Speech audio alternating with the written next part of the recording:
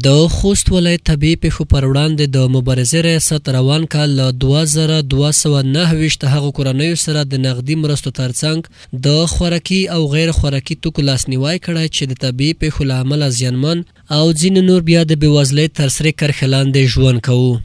د روان کال کې چې موږ له خلکو سره د خوست له متضررینو او غیر متضررینو کسانو سره چې موږ کومک کړی ده، په هغه باره کې 2219 کورنیو سره موږ کومک کړی ده. په دې کې خو فرق ده، بعضې وخت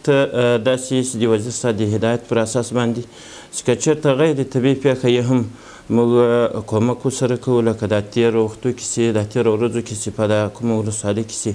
د پاکستان له طرفه چې بمبار وسولو، نو هغه غیر طبیعي پیښه ده، نو په هغه کې موږ نغدي کومک هم وکړو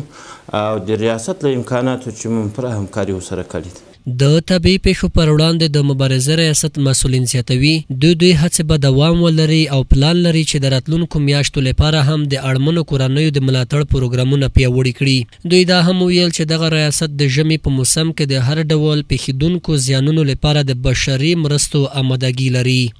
الحمدلله په دې برخه کې انشاءالله چې موږ د خوست خلکو ته پر اطمینان ورکوو. خدای ناکرده که چېرته زلزلې وسي، که چېرته بارانونه وسي، که چېرته کورونه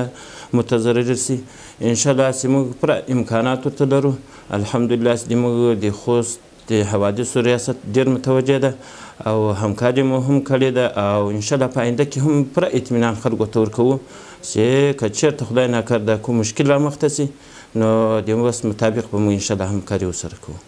خوست هم له هغو ولایتونو دی چې زیاتره وخت پکې زلزلې، سیلابونه او یو شمېر نور طبیعي پیښې رامنځته کیږي چې د مالي زیان ترڅنګ ګڼ زیاني زیانونه له ځان سره لري.